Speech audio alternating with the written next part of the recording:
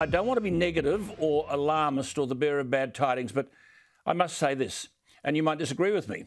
You have to speak in the language of the pub, don't you? We have had a gutful of these politicians. They're arrogant, indifferent, thoughtless, lacking in compassion, but above all, and this is the rub, ignorant. We'll be talking about all of that tonight. You've got Anastasia Palaszczuk, Queensland, 4 new cases, 2 overseas acquired, 2 in the community. No one's sick, no one's in hospital. Quote, we have to take the advice of Dr. Young, and I've accepted that advice. Unquote. Who the hell does Dr. Young think she is? How is that balanced against other advice? I mentioned last night the World Health Organization. Quote, we in the World Health Organization do not advocate lockdowns as the primary means of control of the virus. This is only a week ago. The only time we believe a lockdown is justified is to buy you time to reorganise, regroup, rebalance your resources, protect your health workers who are exhausted, but by and large, we'd rather not do it. I said last night in relation to the Premier of New South Wales, who went into lockdown without talking to the business community or her cabinet. None of these circumstances apply here.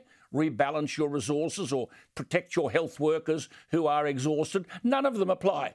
Dr. David Nabarro is the special envoy on COVID-19 for the World Health Organization. And he said in a very recent interview with the British Spectator magazine, quote, lockdowns have just one consequence that you must never, ever belittle, and that is making poor people an awful lot poorer, unquote. You see, the real plague that we are facing is the madness and disproportionality of politicians. They can't be told, they won't listen, they won't be interviewed unless they get a soft run. I mentioned last night Singapore, who've announced via their senior ministers, including their health minister, Hong Yi-kung, that, quote, COVID will be treated like other endemic diseases such as the flu. There will be no goals of zero transmission. Quarantine will be dumped for travellers, and close contact of cases will not have to isolate, and it will no longer announce daily case numbers, unquote. Is that not the most boring invasion of your life, case numbers? But note, they never tell us if anyone is actually sick. We have today 1 serious case in Australia, 1. But more significantly, 99.7% of the cases today are mild. 99.7%. The Singapore Trade Minister said at the weekend, and I quote, the bad news is that COVID-19 may never go away. The good news is it's possible to live normally with it in our midst. We're being run by know-alls who care nothing about the damage they're doing to adults, to business, to children, and to the distrust for politicians that they are creating. You go to Western Australia, 3 cases. McGowan has locked down all of Perth and the southern region of Peel. 4 days. And what does McGowan say? Any new positive case is not good. Queensland will now go into a 3-day lockdown from 6 p.m. tonight. Local government areas, Townsville, Palm Island, Brisbane, Ipswich, Logan City, Moreton Bay, Redlands, Sunshine Coast, Noosa, Summerset, Lockyer Valley, Scenic Rim, the Gold Coast. The Singaporean health minister and Singapore have an outstanding record in dealing with coronavirus. Singapore City has 20 to 30 cases every day. What do we have in New South Wales? 19 new cases. Victorians are laughing. They have none, but they've requested 130 Defence Force personnel and sent 260 police to the New South Wales border to prevent COVID transmissions from north of the Murray. Fear piled upon fear. I repeat, New South Wales has 19 new cases. Singapore have about 20 to 30 every day. But the Singapore health minister is saying, quote, every year people catch the flu. The overwhelming majority recover without needing to be hospitalised with little or no medication. But a minority, especially the elderly and those with comorbidities, can get very ill and some succumb. We can't eradicate it, but we can turn the pandemic into something much less threatening like influenza or chickenpox and get on with our lives, unquote. I said last night and I'll say it again. Australians are sick and tired of being treated as if we were living in East Germany waiting for Erich Honecker. The mob imposing these alarmist conditions, by the way, most probably have never heard of Erich Honecker.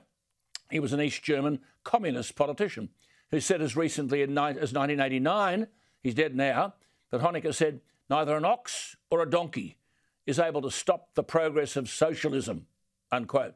Well, that's us. This is socialism. What else is it? When you've got $1 trillion of debt, freedoms denied, no debate or discussion about any of the measures that are being taken. And we're left, as I said last night, like simpletons, waiting for Hanukkah to announce another bread ration. There are 149 active cases in the Sydney cluster. That is 0.0017% of the New South Wales population. And while we're playing the arithmetic game, there are 25.3 million Australians. Of those 25 million, start to get really afraid, be fearful. Remember Palaszczuk, Berejiklian, Andrews, Marshall, McGowan, Morrison, Gunner. They all want you afraid. They must, otherwise why these repetitively boring announcements of cases? We currently have, out of 25 million Australians, 312 infected patients. One is serious. But the percentage of the population who are infected is 0.0012%. And the people of Australia are shut off from one another.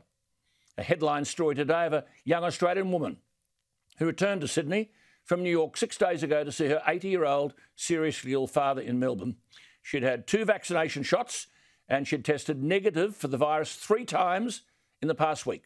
She was denied any exemption from her 14-day quarantine. She tried to, well, I suppose, shift the quarantine to Melbourne, but that was denied by New South Wales Health because if she drove to Melbourne, she'd be 9 hours in a car.